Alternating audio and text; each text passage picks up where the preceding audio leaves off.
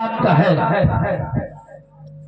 वो कैसे प्रमाणित बात करूंगा, एक भी बात बिना प्रमाणित नहीं करूंगा। भुजबल विश्वस्य करी राखिस कौन स्वतंत्र, तो मंडली का मणि रामन राज करई निज मंत्र। अपने भुजाओं के बल से मैंने विश्व को अपने बस में कर लिया, तो हम केंद्र के सत्ताधारी हैं। हम किसी भी राज्य में जाकर अपनी घोषणा कर सकते हैं, ये हमें अधिकार प्राप्त है।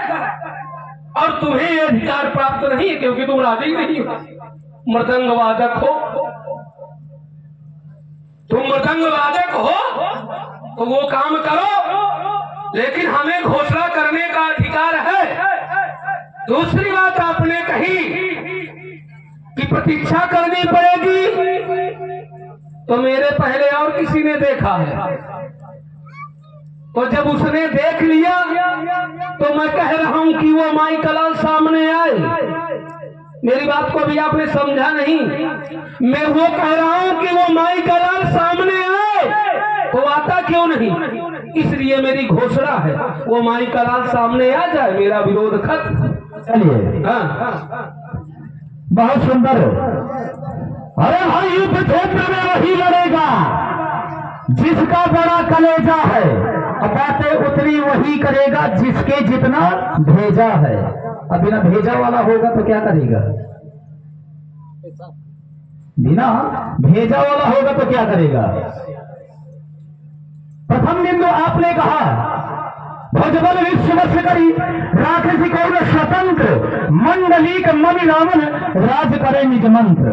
तो रावण किनके ऊपर राज कर रहा है? जरा ध्यान देना, रावण राज किनके ऊपर कर रहा है?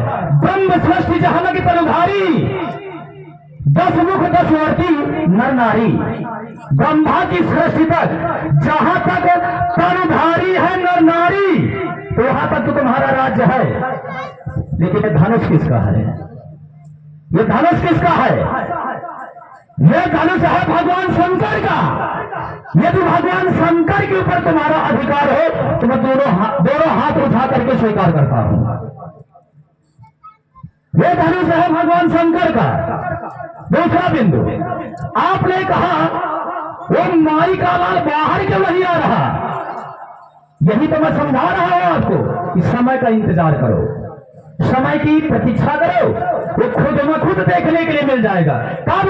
जब ये धनुष टूट जाएगा, जब ये अजगर टूट जाएगा, तो सामने उस माई के लाल को देखना चाहते हो, किसको? जो धनुष को तोड़ेगा। उस समय का इंतजार करो, प्रतीक्षा करो, काहे बड़बड़ मचाए पड़े हो। चलो फिर 2 बिंदु प्रस्तुत किए गए। मैंने व्यास ये भी वर्णन किया था कि ब्रह्मा सृष्टि में क्या क्या आता है, अब इनको समझाए। ब्रह्म सृष्टि में जनक भी है, अब ब्रह्म सृष्टि में धनुष भी है, दोनों ब्रह्म सृष्टि में हैं। और ब्रह्म सृष्टि के अंतर्गत ये राज्य भी है। लो, तो जब तीनों ब्रह्म सृष्टि के अंतर्गत हैं, तो मैं घोषणा भी कर सकता हूं और यहां अपना प्रश्न बिंदु भी रख सकता हूं। ये मुझे अधिकार है। मैंने कह दिया कि हम केंद्र बिंदु में बैठे। व्यास जी, बात ये नहीं है, आप घुमा दिया उस बात को। आपने कहा ब्रह्म सृष्टि के अंतर्गत मेरा राज्य है, साम्राज्य है, मेरा आधिपत्य है। बात यहां पर आई, क्या अजगर के ऊपर तुम्हारा अधिकार है क्या? ये धनुष किसका है? ये धनुष है भगवान शंकर का। यदि भगवान शंकर के ऊपर तुम्हारा अधिकार होता तो मैं स्वीकार कर लेता। चलो, धनुष भगवान शंकर का है, इसी में होता चले, चिल्लाने से कोई मतलब नहीं है। अब तुम्हें हम बताए दे, अब ये धनुष भी ब्रह्म सृष्टि के अंदर, भगवान शंकर ब्रह्म सृष्टि के नहीं है, क्योंकि शंकर जगत बंद जगदीशा, असुर नर मुनि सब नावत शीशा। तो शंकर जी जो है वो ईश है, ईश्वर है, सर्वव्यापी है।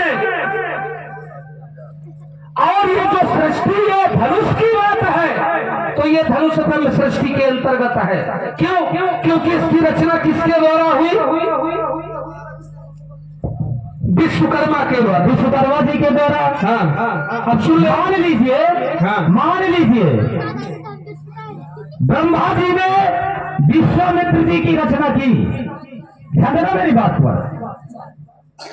ब्रह्मा जी ने विश्वकर्मा जी की या विश्वामित्र जी की रचना की।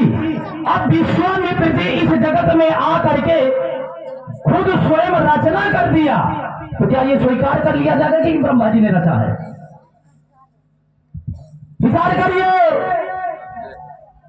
व्यास जी। अब सुनो, रुको। दूसरी बात, आप कह रहे हो भगवान शंकर जगत गुरु है। मैं स्वीकार करता हूं भगवान शंकर जगत के गुरु हैं।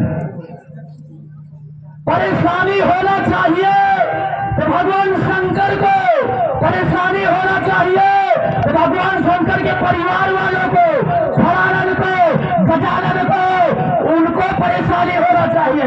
आप काहे खामखा परेशान है? हाँ, ध्यान दें, आपके परेशान हैं। कोई साक्ष्य प्रस्तुत नहीं कर पा रहे हो अभी तक, तुम्हारे द्वारा कोई साक्ष्य प्रस्तुत नहीं किया गया। लौकिक आलोक मत, आलोक मत से काम चलने वाला नहीं है जब तक शास्त्र मत नहीं कुछ होगा। मैंने कहा ये ब्रह्म सृष्टि के अंतर्गत है। अब तुम्हें मैं प्रमाणित चीज कह रहा हूं, उसमें तुम कटाक्ष नहीं कर पाओगे।